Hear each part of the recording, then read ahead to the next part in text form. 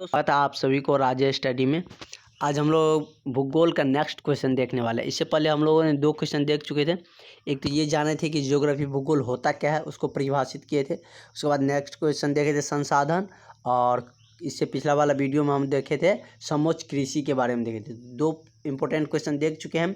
इसमें हम लोग जानने वाले हैं कि फसल चक्रण के बारे में, मतलब फसल चक्रण क्या होता है, वो मृदा के संरक्षण में कैसे उपयोगी है, ये सारी चीज़ें हम इससे जानने वाले हैं। और ये बहुत ही इम्पोर्टेंट क्वेश्चन हो जाता है।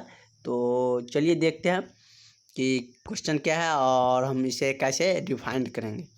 तो क्वेश्चन है क्या, मतलब फसल चक्रण मृदा संरक्षण में किस प्रकार सहायक है।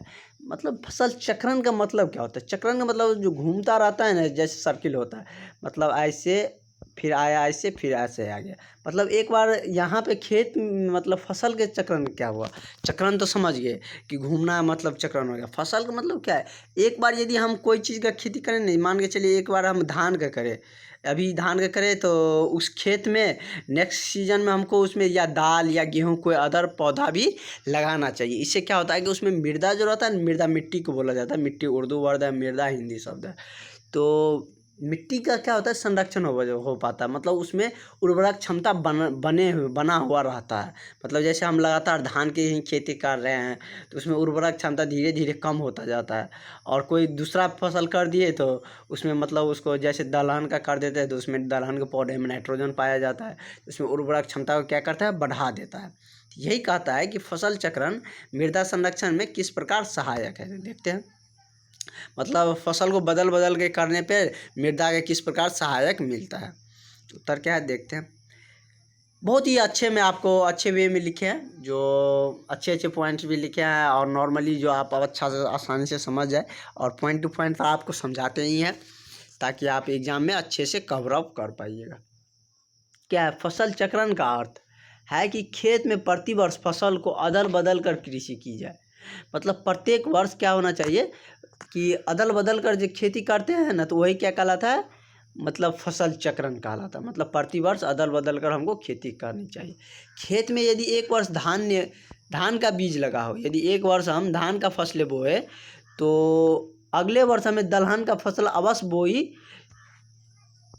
बोई जानी चाहिए। मतलब दलहन का फसल अवश्य बोया चाहिए। मतलब क्या, एक बार यदि हम मतलब ये धान का खेती कर लेते, नेक्स्ट सीजन में जब ये दलहन का समय आता है तो उस समय में हमको उस खेत में क्या होना चाहिए, दलहन का भी पौधा लगाना चाहिए।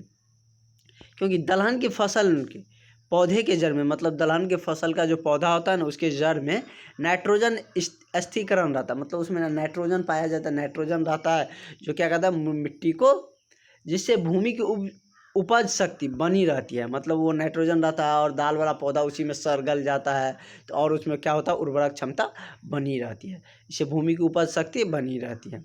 इस प्रकार यदि वही मतलब अपने सब तरफ, मतलब बिहार, ये उड़ीसा हो गया, उसके बाद झारखंड, झारखंड में तो बहुत कम, हरियाणा, ये सब में क्या होता है, यूपी, ये सब में ज़्यादातर धान का खेती किया जाता है। तो उसमें मतलब फसल चक्रण के रूप में क्या किया जाएगा, नाइट्रोजन लगाया जाएगा, तो उसमें उर्वरक स्थिरीकरण रहेगा। वही मध्य प्रदेश सब में क्या होता है कि कपास की खेती ज़्यादा की जाती है। यदि कपास की खेती की जाती है तो यदि कपास में भी उर्वरक क्षमता ज़्यादा मतलब मिट्टी से लेता है, तो उसमें बदलने के लिए, मतलब उसमें उर्वरक क्षमता बनाए रखने के लिए क्या करना चाहिए, उसमें तेलहन की खेती की जानी चाहिए। मतलब इसी प्रकार कपास और तेलहन की खेती बारी बारी से करने से मृदा क्या होता है, संरक्षण में सहायता मिलती है।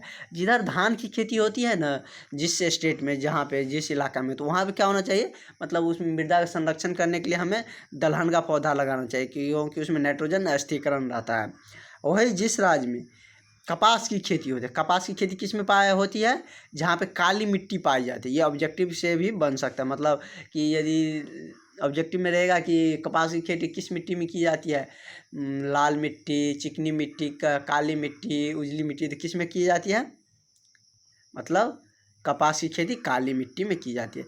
इसी प्रकार कपास की खेती जहाँ पे होती है ना, वहाँ पे क्या होनी चाहिए, दलहन की खेती बारी बारी से करने से क्या होता है, मृदा संरक्षण में सहायता मिलती है। तो फसल चक्रण यही था कि मतलब फसल चक्रण का अर्थ होता है कि फसल को क्या है, बारी बारी बदल बदल के करना चाहिए, जिससे हमें क्या होता है, मृदा में संरक्षण मिलता है। मतलब क्या, वो उसका जो उर्वरक क्षमता रहता है ना, वो बरकरार रहता है। मतलब वो वैसे के वैसे ही रहता है, क्योंकि उसमें अलग अलग करने से ना उसमें उपज की शक्ति भी बढ़ती है। तो चलिए इस वीडियो की यहीं पर अंत करते हैं। यदि और एक क्वेश्चन देखेंगे तो ज़्यादा लंबा हो जाएगा, इसलिए इसको यहीं पे एंड करते हैं। तो thank you for watching. Video अच्छा लगा तो सब्सक्राइब करिएगा, दोस्तों में शेयर भी कर दीजिएगा। Thank you.